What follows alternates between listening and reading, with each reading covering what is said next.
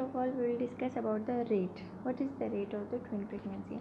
So in the monozygotic twin जो है वो आपके पास उनका जो है रेट कांस्टेंट होता है, वो 3 to 5 पर 1000 बर्थ्स होती है. जबकि जो डायजाइगोटिक ट्विनिंग है उनका रेट वाइडली वेरी करता है और वो अफेक्टेड बाय है मैटरनल एज से, रेस से, न्यूट्रिशन से और जोग्राफिक लोकेशन से. ठीक है. तो फिर जो पेरीनेटल मोर्टेलिटी अगर हम डिस्कस करें तो 8 पर 1000 फॉर सिंगल बेबी है, फिर 32 कर लें, 52 और 231 है ट्विन, ट्रिपलेट और हायर मल्टीपल प्रेगनेंसीज के लिए रिस्पेक्टिवली. ठीक है. फिर सीपी का देखा जाए तो जिनमें सीपी है वो ट्विंस में 8 टाइम्स ज़्यादा होता है और 47 टाइम्स ज़्यादा ट्रिपलेट में सीपी का रिस्क ज़्यादा होता है as compared to singleton pregnancy. तो कितना हो गया 8 और 47, दो नंबर आपने याद रखने हैं 8 एंड 47. ठीक है. फिर हमारे पास 3 टर्म्स आ जाते हैं, ज़ाइगोसिटी, क्रायोनिसिटी एंड एमनियोसिटी. ज़ाइगोसिटी से मुराद उसका जेनेटिक मेकअप है कि क्या आया वो सिंगल ज़ाइगोट था जो कि 2 इक्वल ज़ाइगोट में डिवाइड हो गया, या वो 2 अलग अलग एग्स थे जिनको 2 अलग स्पर्म्स ने फर्टिलाइज़ किया. ठीक है. तो वो डायकोरियोनिक होगा. और अगर एक ज़ाइगोट डिवाइड हो रहा है तो वो मोनोज़ाइगोटिक हो गया. ठीक है. क्रायोनिसिटी उसकी प्लेसेंटा के बारे में बताता है कि कितने प्लेसेंटा हैं. ठीक है. अगर एक प्लेसेंटा है और 2 फीटस हैं तो मोनोकोरियोनिक है. अगर 2 प्लेसेंटा हैं तो डायकोरियोनिक है. ठीक है. तो प्लेसेंटेशन के बारे में अगर बात हो तो वो कोरियोनिसिटी है, और जेनेटिक मेकअप के बारे में अगर बात हो तो वो आपकी ज़ाइगोसिटी है. ठीक है. फिर आपके पास जो एमनियन है वो सराउंडिंग मेम्ब्रेन है फीटल की. ठीक है. अब हमारे पास जो 2 तरह के ट्विन्स आ गए. ठीक है. मोनोजाइगस ट्विन और डायजाइगस ट्विन. ठीक है. डायजाइगस ट्विन ज़्यादा कॉमन है. ठीक है. 75% है, जबकि मोनोजाइगस ट्विन सिर्फ 25% है. फिर उसमें इनकी जो टाइप्स हैं वो डायजाइगोटिक डायम्नियोटिक है, डायकोरियोनिक डायम्नियोटिक है. ठीक है. मोनोकोरियोनिक डायम्नियोटिक है, और मोनोकोरियोनिक मोनोएमनियोटिक है और कॉन्जॉइंट है. ठीक है. अगर क्लीवेज पे आपने डेज क्या याद रखने हैं, लेस देन 4 डेज. ठीक है. 4 to 7 डेज, 7 to 12 डेज और मोर देन 12 या 13 डेज. ठीक है. लेस देन 3 या लेस देन 4 डेज पे आपके पास जो होगा वो डायकोरियोनिक डायम्नियोटिक है. फिर 4 to 7 डेज पे मोनोकोरियोनिक डायम्नियोटिक, फिर 7 से 12 डे पे मोनोकोरियोनिक मोनोएमनियोटिक, और आफ्टर 13 डे कॉन्जॉइंट ट्विन होगा. ठीक है. ये इसका वो है. और सबसे ज़्यादा कॉमन मैंने आपको बताया डायजाइगोटिक ट्विन्स हैं जिसमें डायकोरियोनिक डायम्नियोटिक है. नहीं, सबसे ज़्यादा मोनोकोरियोनिक डायम्नियोटिक कॉमन है. ठीक है. डायजाइगस ट्विन्स ज़्यादा कॉमन है और फिर मोनोकोरियोनिक डायम्नियोटिक 75%. ठीक है. मोनोकोरियोनिक डायम्नियोटिक और डायकोरियोनिक ये है. अच्छा. फिर अगर हम बात करें डाइट लाइफस्टाइल की तो हमने वही एडवाइस देनी है एक ट्विन प्रेगनेंसी वाली मदर को जो हम एक सिंगल ट्विन प्रेगनेंसी को कहते हैं. वही लाइफस्टाइल, वही डाइट, सब कुछ वही. सिर्फ इनका एक क्योंकि they are at increase risk of having an anaemia, तो हम इनका फीटल ब्लड काउंट कराएंगे. एक एडिशनल, एक तो हमने बुकिंग पे करा लिया, एक फिर हम 20 to 24 वीक पे कराएंगे और तीसरा हम 28 वीक पे कराएंगे.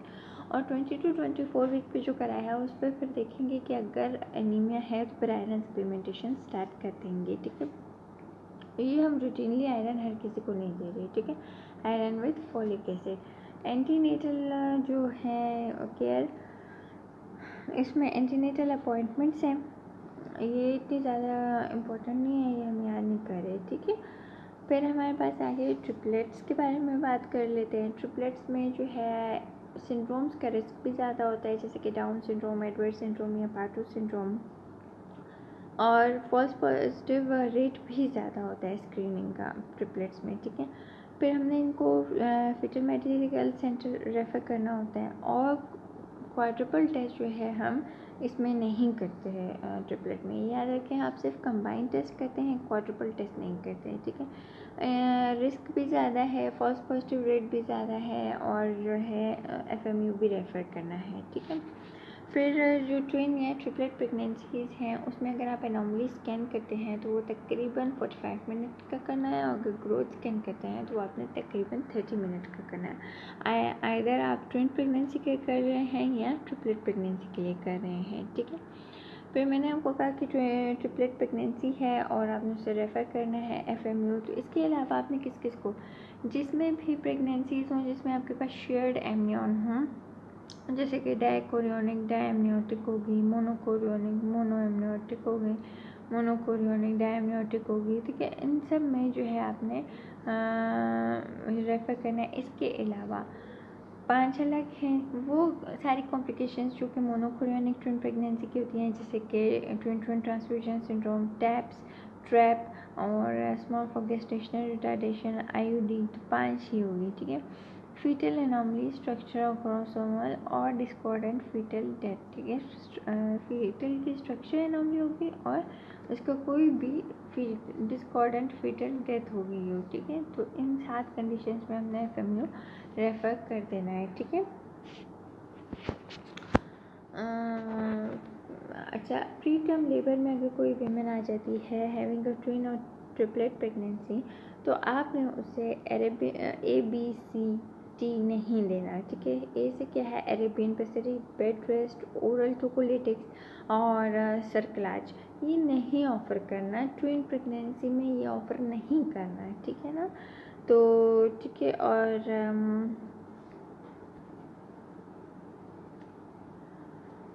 इसके बाद ये है कि मोड ऑफ बर्थ क्या होना चाहिए। मोड ऑफ बर्थ ये है कि मोड ऑफ बर्थ आपने प्लेन वेजाइनल बर्थ भी दे सकते हैं और प्लेन सिजेरियन बर्थ भी दे सकते हैं, वो बहुत सेफ चॉइसेस है।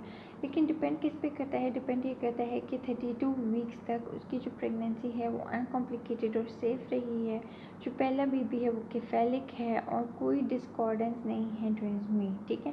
जब कोई डिस्कॉर्डेंस नहीं है, प्रेगनेंसी सेफ़ है और पहला नॉन केफेलिक है, तो मोस्टली हम वेजाइनल डिलीवरी प्रेफर करेंगे, ठीक है। With exception to monochorionic monoamniotic twin, conjoint twin and triplet pregnancy, in 3 में हम प्रेफर करेंगे कि हम सिजेरियन सेक्शन करें, ठीक है। अच्छा, फिर ये तो हमारा हो गया कि मोड ऑफ बर्थ क्या होगा, ठीक है। मोड ऑफ बर्थ मैंने आपको बताया 3 फैक्टर्स पे डिपेंड करता है। एक उसका फैक्टर ये हो गया कि बेबी उसके केफेलिक प्रेजेंटेशन में होना चाहिए, दोनों बेबीज़ के दरमियान कोई साइज डिस्कॉर्डेंस ना हो और प्रेगनेंसी अनकॉम्प्लिकेटेड प्रोग्रेस की हो बियॉन्ड 32 वीक्स, ठीक है। टाइमिंग ऑफ बर्थ जो है हमारे पास सबसे ज़्यादा जो आप सेफली ले जा सकते हैं 37 वीक्स तक, वो DCDA का है, ठीक है। डायकोरियोनिक डायम्नियोटिक, DCDA।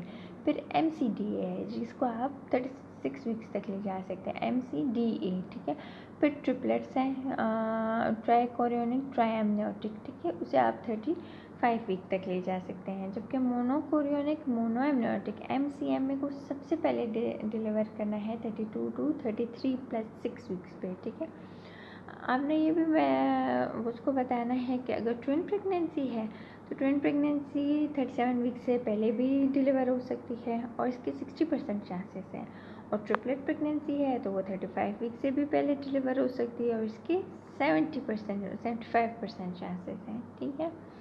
अच्छा, आपने जो टाइम बताया है जिसमें 37, 36, 32 और 35 वीक थे, according to the type of the twin, अगर जो विमेन है वो उस टाइम को डिक्लाइन करती है और उस प्रपोज टाइमिंग पे बर्थ नहीं करवाती, women decline birth eight propose timing, तो फिर आपने उसका क्या करना है, वीकली अपॉइंटमेंट करनी है, ठीक है। वीकली अपॉइंटमेंट में हमने अल्ट्रासाउंड कराना है और उसमें अमनियोटिक फ्लूइड लेवल और डॉपलर देखना है हर बेबी का, और साथ में ही फोर्टनाइटली अल्ट्रासाउंड कराना है, ठीक है। Weekly and fortnightly, weekly ultrasound होगा, फोर्टनाइटली ग्रोथ स्कैन होगा। वीकली जो अल्ट्रासाउंड होगा उसमें आप एमनियोटिक फ्लूइड देखेंगे और अम्बिलिकल डॉपलर करेंगे।